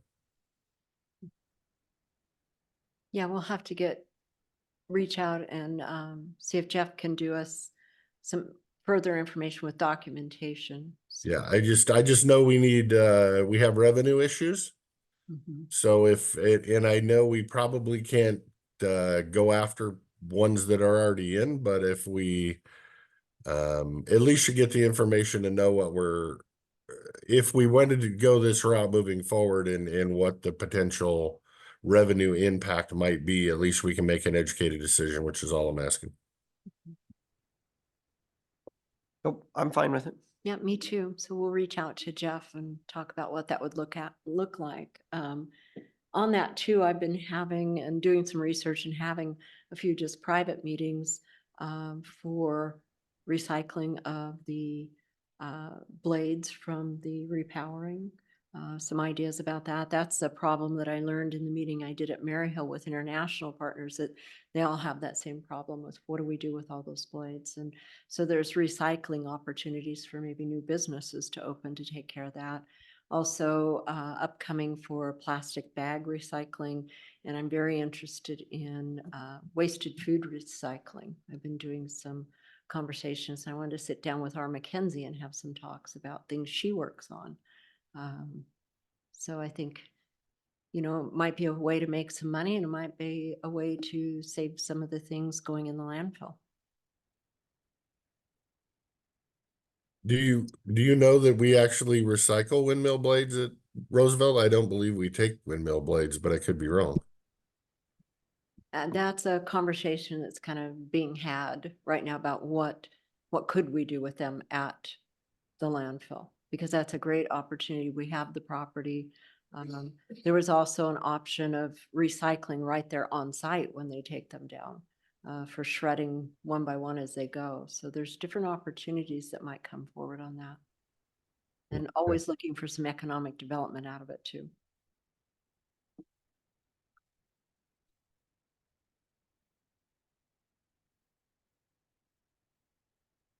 I believe Aaron's online. Oh, good. Okay. Are you there, Aaron? I am, yes. Great. Good to hear from you.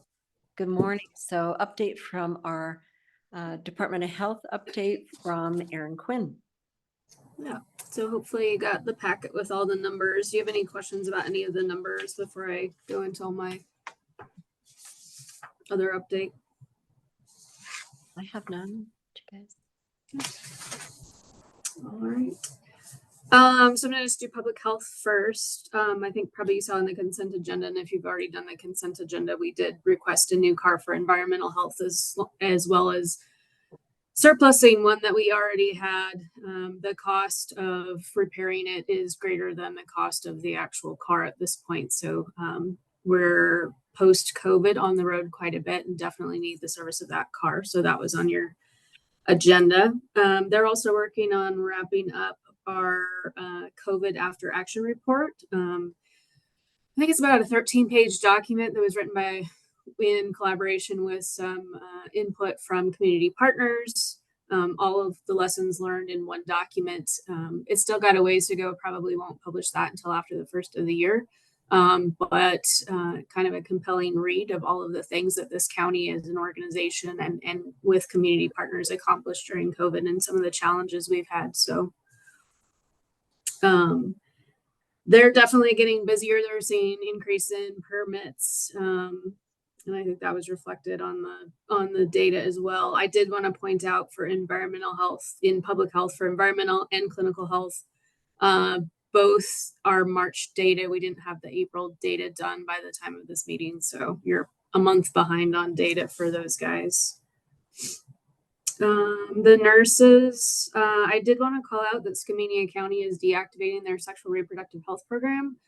We are looking at how potentially it would work in conjunction with the state, Skamania County, if there's any opportunities to transfer any of the stock over. So that would start potentially as just birth control stock, as it was purchased with federal funds, and then potentially looking at if there's equipment that they would like to work with us on acquiring that would be beneficial to our program. So not sure how that will all shake out, but that's kind of on our radar right now. Director Quinn, are we expecting an increase if they are reducing, if they're not going to have it? Are we going to see a big increase in white salmon, do you expect? I don't expect we'll have a large increase. We already have a fairly decent population from Skamania County that access both WIC and the sexual reproductive health program. I definitely think we'll see an increase, but as far as large, probably not. Okay.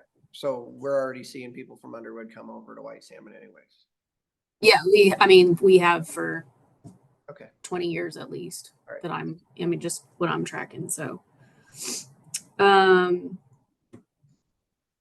anyway, just to that note, we are having our sexual reproductive health audit all of the documents, I think, are due at the end of this week. I think the staff are going to turn them all in today, so it's a couple days early. That's a pretty huge lift.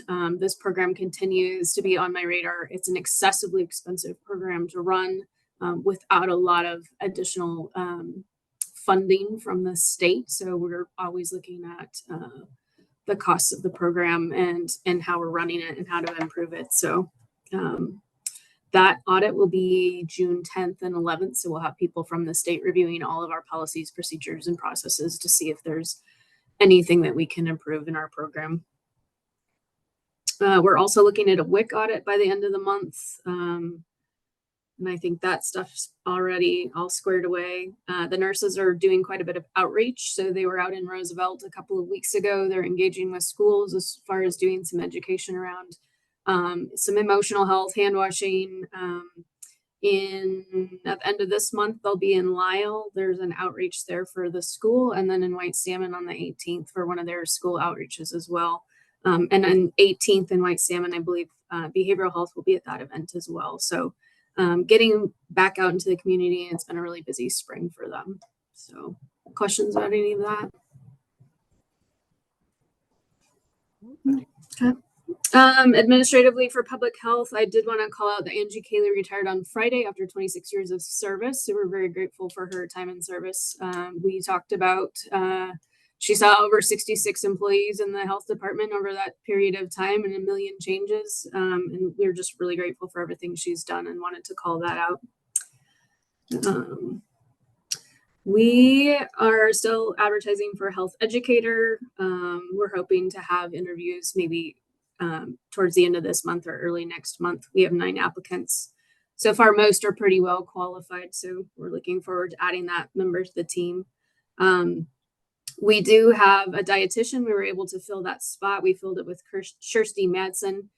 She'd actually been our contract with MCMC. And so it's, she's now just contracting, or she's now an employee, I'm sorry, with us. So that was a good continuity that we were able to get that for the WIC program. Public health did support sponsored mental health first aid instructor training. It was a 3-day training, I'm sorry. We had 12 participants, so there's now 12 community members that are qualified to do mental health first aid instructor training. So they'll be able to offer the mental health first aid class. I think everybody's still kind of working through what their plan is as far as presenting that within the community. It was an expensive class. We paid for it, and then we just asked that the participants provide at least one class to a group of county residents within the next 12 months. So that was a really big deal that we were able to get those folks here, and we were able to get all 12 participants in the class. It was a big lift, and we're really grateful for the people that participated. I got really good feedback for that. So we continue to have a lot of conferences on our radar and are participating in. I just wanted to remind the board that we did get a pretty hefty grant. I think we can spend up to $200,000 just for education. Clearly, we won't use all that, but we are maximizing our opportunities as we have that funding, because I still believe that in the next few years, we may not have that opportunity again. And so I remind people regularly that they should take this opportunity now and remember that they had these opportunities when we can't afford extra pencils. So we're working with them. I'm actually in Spokane. Yesterday, I met with WSU staff and faculty. I participated in what's the name of it? I participated in a research study. They were interviewing public health directors throughout the state. They're trying to interview all of them, but it's about access to behavioral health services in each individual county and what that looks like.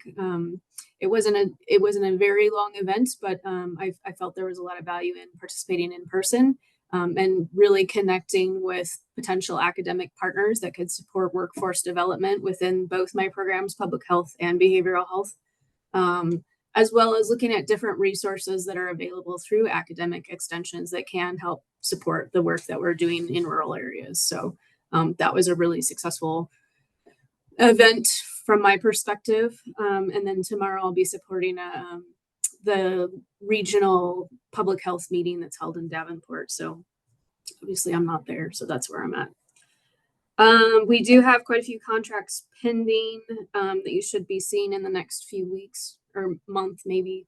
One of the contract positions we're looking at, we lost our breastfeeding peer counselor lead. We are required by WIC to have a breastfeeding peer counselor lead. That's typically 1 to 2 hours a week of work. We did have someone express interest. We're just talking with them a little bit more about what that would actually look like from our standpoint, if it's a good fit for the organization. So potentially you would see that contract in the next month. You should see a contract from the Community Development Block Grants. That's the Department of Commerce that will extend our, we have been giving but we are the pass through for approximately $70,000 per year for WAGAP. That extension should be on your desk in the next 2 or 3 weeks. It's the same grant we've done for quite some time. It's just an extension, so that needs a signature. We also were recently approached by the Department of Commerce. WAGAP's been receiving about $200,000 of funding per year for their one of their homeless funding programs. This county has opted out every year. I think they said since 2006 of being the coordinator of the funds. However, they've changed the requirements so that it's required that the county does take the funding in order to pass through to WAGAP rather than just giving it directly to the recipient. So we will be accepting that contract will come through. We will have to do a subcontract with WAGAP on that specific funding because we haven't contracted with them for this project specifically before. So that will be coming through as well. Director Quinn, with that going through us, are we then going to need to take overhead in order to pay for it? Oh yes, we will have 20,000 of overhead. Okay. Yeah. Yes, I think Commissioner Christopher has a question. Would that overhead be able to be deducted from the 200,000 pass through as an administrative charge? That's question one. I mean, I think that's how indirect funds work. Yeah. Okay. So like they get 180, we get 20. Either way, we get 20. So Right. I don't know if the total award's 220 or 180. Well, and I know essentially WAGAP gets these because the county doesn't want to step up its own, or has chosen in the past is a better word, not to step up its own homeless program. But part of this WAGAP is supposed to come out with a comprehensive study every, I think, 5 years or something. And I'm curious if their latest one is up to date. I honestly, I can't speak to that. I haven't looked into it. We were just approached about this project on like last Friday, I think. Okay. And I just said that somebody in the chat just said it is up to date. I don't know who. Okay. It's Leslie says it's up to date. So yeah. Good enough. Thank you. Yeah. So we were just told that they would no longer be able to receive the funds unless we said yes. So we said yes. We're already doing a pass through them, so we didn't feel like it was a big lift to just do that funding as well. So we should be getting the contract, I think maybe later this week, and then we can all review it and see what that looks like as well. All right. I have no issues. Thank you. The other contract you're going to see is the access to baby and child dentistry, the ABCD program. We've done this program for as long as I can remember at the health department. It's our annual extension, so you'll be seeing that. There's nothing new or exciting as far as that goes, so we'll continue to be able to coordinate.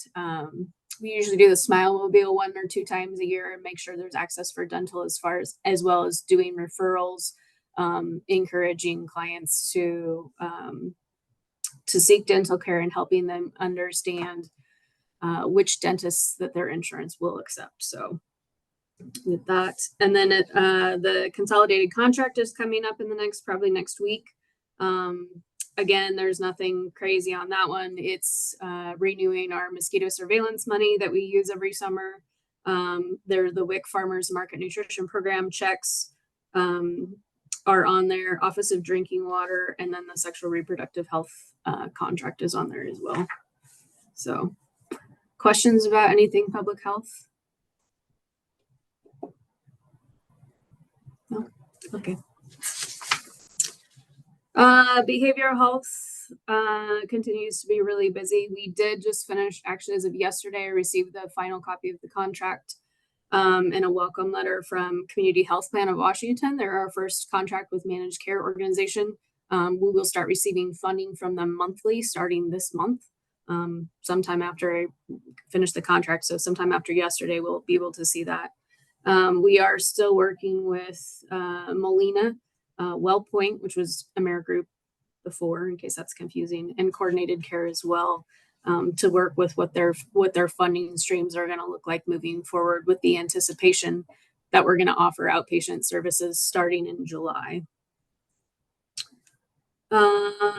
We have some more furniture purchases pending, so you'll see those on your agenda coming forward. That's a slow process, but we're moving forward on that. We have a pretty big audit through Carillon, who's our crisis, who owns our crisis contract. They were formerly Beacon. All of their documentation is due this Friday, so that's been a huge lift for the staff to get that all done. It's our first Carillon audit. We did have a Department of Health audit in the fall, but they asked for very different information. They will be on site on May 30th to do the audit in person. We expect there's going to be findings because we are a new organization, and we stood this program up probably too fast. And so we'll just work with them on whatever findings we have as far as correction. So I have no concerns about how that will turn out at all. On the data, I did want to let you know, for the data that I provided, that is up to date for April. We're still trending about the same as we did in 2023 for April, so no real changes. I think, let's see, we're still seeing the bulk of our calls in the Goldendale area, and the age group in 30 to 39 is kind of where we see most of our calls for those. We are working with Smart Sheets and actually in both public and behavioral health to transition our fiscal processes over into Smart Sheets, with the anticipation that we'll need to do that before January to work with the new Kayenta, and also just as a process improvement project.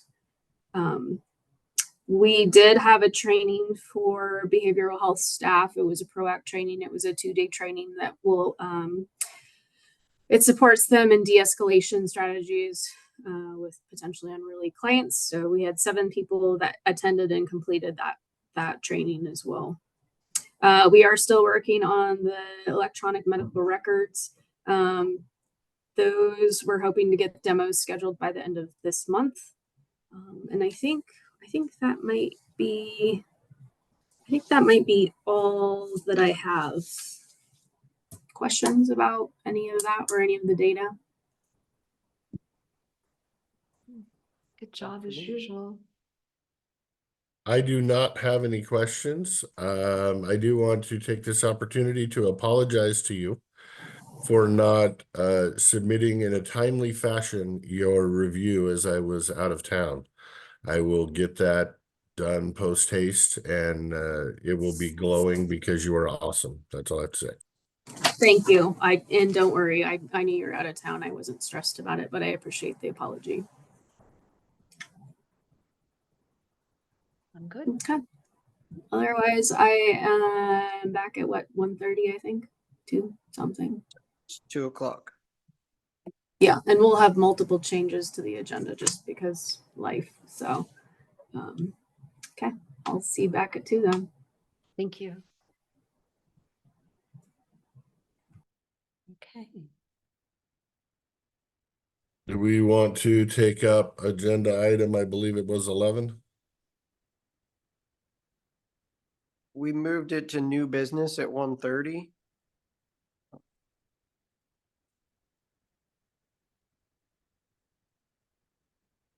We have some time though. Mhm. Okay. Okay.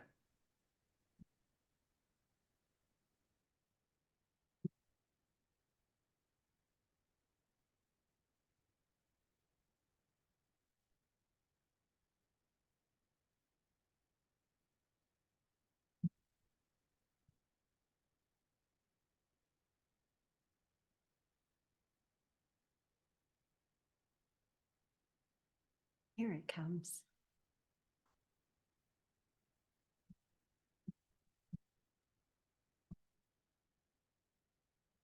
Thank you, Richard.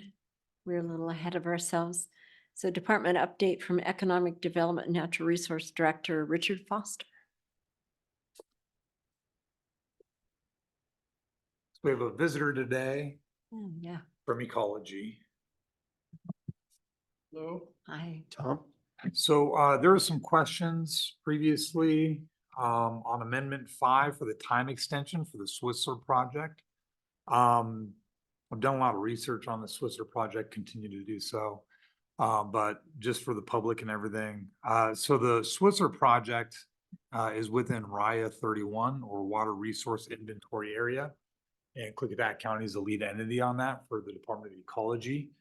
RIA 31 extends and covers basically the entire southern half of Benton County. Originally, this project looked at 9 different sites. They had one site in Klickitat County called within Alder Creek Reservoir. That had a fatal flaw due to landslides from saturated soils that would occur from that.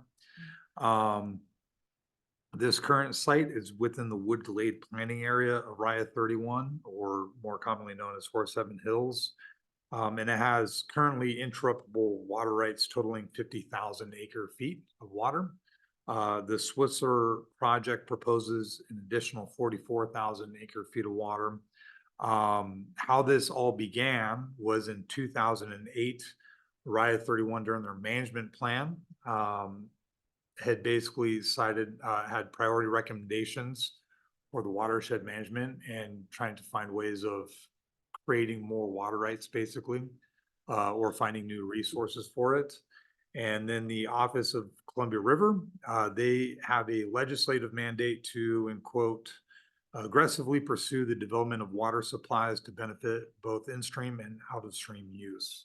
So that's kind of where we're at. We've, this project started, I want to say at least legislatively, like from the documents I've seen, about 2008. The Amendment 5 that we have here basically just extends it from or to June 30th of 2024 and allows us some additional time for additional funding requests from Ecology. They're the ones that are funding this 100%.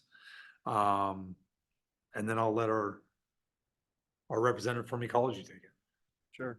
Thank you. Good morning, Board of Commissioners. My name is Tom Tebb, and I'm the Director of the Office of Columbia River. We've been working on this project for quite some time. One of my mantras is finish what we start. And so what we're trying to do here is finish the environmental impact statement for this proposed off-channel reservoir. As was mentioned, the purpose of this reservoir really is to take water from the Columbia River when it is available. It's not always available. Typically, it's available during the winter or early spring freshet. And the idea would be to place that water in that off-channel storage and would provide mitigation for those interruptible water rights that was just mentioned. So the idea is to provide drought protection and or new mitigated permits that would come from this reservoir. Now, the cost of the reservoir is extensive, and so we would need to work with partners to develop and build the reservoir. But as part of the permitting and environmental review process, getting the environmental impact statement complete is a major milestone and hurdle that we hope to achieve. So I hope that we can move this amendment forward and finish this work. Thank you. Thank you. Do you have questions? Tom, excuse me. Right now, so this is going to mitigate the interruptibles that are already on there. How often are the interruptibles actually getting interrupted these days? Yeah, it's a great question, Commissioner. Thank you for that question. Since the in-stream flow rule that was established in the late 1990s, only once, and that was in 2001. However, this year we came pretty close. We were at about 77 million acre feet at the Dalles. The current in-stream flow trigger for curtailing those interruptible water rights in the main stem is 60,000 million acre feet at the Dalles. So we were within 13,000 acre feet of having to curtail those water rights. On, on another note, we created way back when the reservation in the John Day pool. Where are we at on using that reservation and getting access to that to create more interruptibles if people are willing to have those interruptibles? Yeah, the John Day McNary Reservation is still in effect. And that remains in effect until such time as that it's no longer. We have to work with the Columbia River fisheries groups, all the federal agencies and so on. And our rule itself requires us to mitigate for July and August, no matter what, for any new permit. And so that's one of the purposes of this reservoir, would provide that July and August water, even with the McNary Reservation. So this would be a way to sort of access that water. So those would be released back to the main stem then from this reservoir? Yes. Okay. Yeah, during July and August. Yes. Okay. Yeah, we would design the reservoir in such a way as that we would take water from the bottom, essentially the cool water, because we have also water quality requirements to meet. Okay. Has this been done anywhere before? We actually do this in a smaller scale in the Yakima Basin, and we do have mitigation water, senior water, if you will, that mitigates for new junior rights. So that's sort of the strategy here, is to develop water that, again, that is available when we can take it, and then use it when we can't. Essentially, it's a way to kind of park it in a bank, if you will, or a reservoir, and then access it when we're able to. And then thinking of a reservoir, and you were talking about water temperatures, and I think of dry land over there, and I think warm water. Yeah. So, Well, it'll be 44,000 acre feet. Okay. So it'll have some depth to it. Obviously the upper 10, 15 feet or so of the reservoir might get warm, but if it's used like we anticipate it, we think that it can be adequately designed to meet the water quality temperature standards. okay. Have we run, I remember, our original estimates were probably 6, 7 years old now on the cost to build and construct, and that was a lot of millions of dollars back then. Have we updated a new PCE on it? That's one of the things that we'll be doing as part of this, finishing this environmental impact statement, is have the costs reviewed and actually updated for potential construction. I don't have any problems with it in the first place, so I want to give you No. more time. And Dan, do you have questions? I think I've answered mine. I do not have any. Okay. So just to clarify, so this contract amendment 5 would extend, the original contract went from 2017 until December 31st of 2023. This time extension is just mainly for the budget. Basically, Ecology is gonna add additional budget to this project. So if this is signed, we'll also have an amendment 6 also come in front of you, just for your guys' situational awareness. Yeah, we're trying to finish this work. Yeah. And quite frankly, we were not funded for this work last biennium, but I have some available funds. And so, as I mentioned, I want to finish what I start. And this is one that's been kind of hanging there. We'd like to get it done. Yeah, you're quite a ways went into it not to be able to finish. Yes, Commissioner. So what would Amendment 6? That would That- just be for the the work? increase in Okay. the budget allocation. Okay. No, I'm good. That's my So next question. and I know you wanted why we pulled it before was so you got Right. more so- information. So Yes, and I did some research, and then with the questions today, I'm fine going forward. I'd like to see it finished. I think it has a lot of value. And you're a long ways in. You're getting close. We are. So no sense ditching it all now and a wasted project. Yeah, I agree. Yeah. Thank you. do you want to see it on the consent agenda for next week? Is that the goal? We can't do it today. I mean, I think we can do it. We can do it next week. Okay, Just to that's cover our fine. bases. Okay. Yeah. Be safe. Yeah, we Wish can you do it guys next are week. good. Since You I good kinda with held that, it up. Commissioner Christopher? Yes, I think it would have been a bad move to do it today, so next week gives everybody time to see it. Okay. I mean, it's the same one we've already seen. Yeah. Yeah. It was just me needing Yep. some stuff. Yeah. Okay. And then secondly, on the agenda, I'm gonna have to ask the commissioners if it's okay. So basically, we're not ready for signature or anything like that as far as the contracts with the Department of Commerce for $250,000 to cover the engineering design work at the Columbia Gorge Regional Airport for the Phase 2 Aviation Business Park. Thank you again. Appreciate it. Before you go, Tom, would you like to give us an update on anything else that's, that OCR is doing within, that's gonna impact us in Klickitat County? Well, you all have probably heard Governor Inslee's drought declaration as of April 16th of this year statewide, with the exception of sort of the metropolitan area around Puget Sound. We are obviously seeing already signs of issues associated with drought, both for our fisheries as well as our water users. In the Yakima Basin, for example, proratable or junior water users are only getting 54% of their normal supply. So we're already seeing some grapes being pushed up and some other crops that are, marginal, that farmers are making some tough decisions around the kitchen table. And, so it's going to be a challenging year. I think once it starts to warm up, we'll have, I think, wildfire concerns and other issues, things of that sort. So I know that we're looking closely at that. We're also engaged with some large agricultural interests in the Horseheaven Hills, looking at their water right portfolios, working with them to try to consolidate. And it's another way for us to protect or provide them a mechanism for curtailment of their junior water rights. In other words, they typically have a portfolio of water rights that cover a variety of land. And we're going through and working with those large agricultural interests, consolidating those, and then providing, if there's an additional water that's made available through that consolidation, providing that as, quote, mitigation for those permits that would be interrupted. So it's another way of trying to protect those folks. Plus, it provides us a more simple, more effective, and more efficient way to understand water use and their water use. And in return, the agricultural interests also have a more simpler process to follow with us. Instead of having to report 23 different water right requirements, we can consolidate that down to 2 or 3 in some cases. So that's an extensive effort. We're kind of doing that on our own dime as well, but we see that as a real growth. And we know that there's some large agricultural farmers out in the Horseheaven in your county that we're working with. Thank you very much, sir, for coming all the way down. Thank you. Thank you. Yeah, appreciate it. I'll just give you my card for the record. Thank you.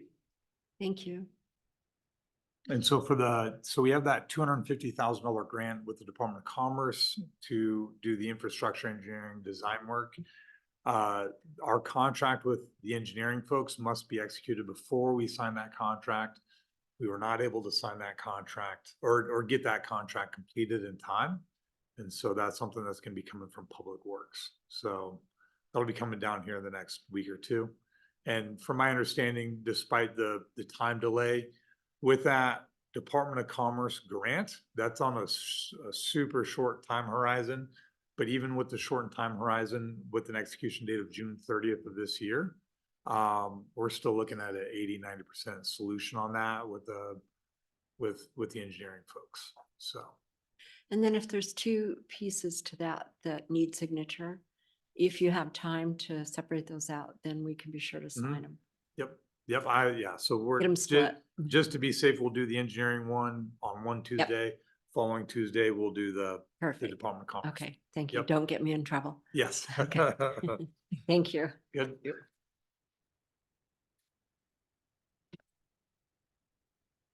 Okay.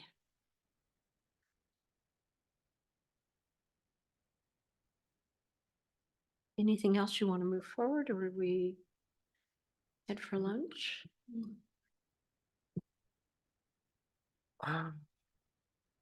Do you want to do well, I put it under new business so people will come back on. Yeah, they're gonna find that. Yep. We've got Jeff King, looks like he wants to. say something. I wasn't looking up. Go ahead, Mr. King. Yeah, good. Updates and Thank you new for being information, maybe. patient. Yes. Yeah. So, with the public assistance for the winter storm event. I wanted to let you know that the President of the United States did sign that. And he signed that on April 28th. So that is moving forward. We have cautious, optimistic hope that we will get our reimbursement. Like I've said before, the county's cost for storm damage was in the neighborhood of $570,000. PUD was around 300,000. The PUD is going directly through state emergency management, but the other county entities and the cities have to go through emergency management locally. So we're working on that. We might also be adding some fence repair damage to the Juniper Point site that I found a couple weeks ago, and another a visit up there for generator repair issues. And then we've had an outdoor power unit fail just Monday morning at 1:30. And by 7:30 or so last night, we figured out what that was, and it's taken down our primary microwave for the west end of the county. And we're running on the redundant loop. So our backup microwave for the west end county radio system at Stacker Butte. And yes, thank you, Commissioner Anderson, for clarifying the record that that is our responsibility to make those repairs. All of our equipment is our own responsibility at all sites, whether they're ours or we're subleased. And To clarify though, the tower itself would be the tower owner's responsibility. The equipment is ours, right? yes and no. Yes, at most sites that we sublease. However, at Stacker Butte specifically with the consortium, when the county went in, clear back in 2012, I believe, or 2013. That was before my time as director. The arrangement with the consortium and the county to sublease there was to replace the wooden power poles that they had for mounting antennas with commercial grade steel structure. And the county did that in lieu of significant rent in the future. So that the tower at Stacker Butte specifically is owned by the county. Oh. And that is ours to manage and control. The consortium is responsible under that agreement for the maintenance and operation of the facilities, the building, the HVAC systems, the generator, the propane tanks, all of those things. All of our equipment is our responsibility, as it is all tenants. But yeah, the main thing was that public assistance is going forward. And next Monday, the 13th, state EMD is scheduled an applicant briefing. So that'll be our first look at what the realities of what we may or may not be reimbursed for is. But again, I'm hopeful that that will all go through because they didn't balk at our first submission that went through the state to FEMA. Also, just to give you a heads up that with that burn ban for zone 1 that you approved in your consent agenda today, we're also looking at the potential for a June 3rd, zone 2, so central part of the county burn ban. That's my discussion with the fire chief so far, and specifically rural 7. That's the date they're looking at for their own burn ban, which is in our zone 2. But we are watching that closely right now. There's the predictions for fire season activity, specifically significant wildfire starts to occur, is average through July. And but an average year is still leaves us with high fire danger in June, July through September. So just because it might turn out to be an average year, that does not mean we're gonna back off on our diligence. And I'm gonna be sending out information to the public about how to burn safely until the burn ban does go into effect right now, because a lot of people will be trying to get their things burnt before the burn ban goes into effect. We want them to do that responsibly and safely, especially with the wind we've had. It's dried out all that rain we've just had. People need to know that that wind dries it out faster than the heat. But then later this week, we're going to be in the high 70s and in the 80s over the weekend. So Conditions on the ground will change quickly. Please burn responsibly. I know you're talking directly to me. No, anybody that is thinking about burning, yes, right now. I'm listening. Okay. Any questions? No, Thank you. thank you for the update.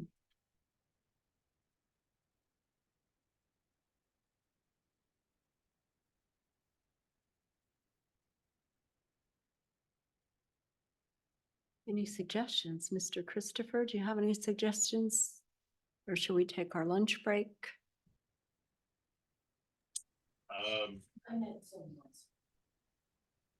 Yeah, seems early for lunch, but okay.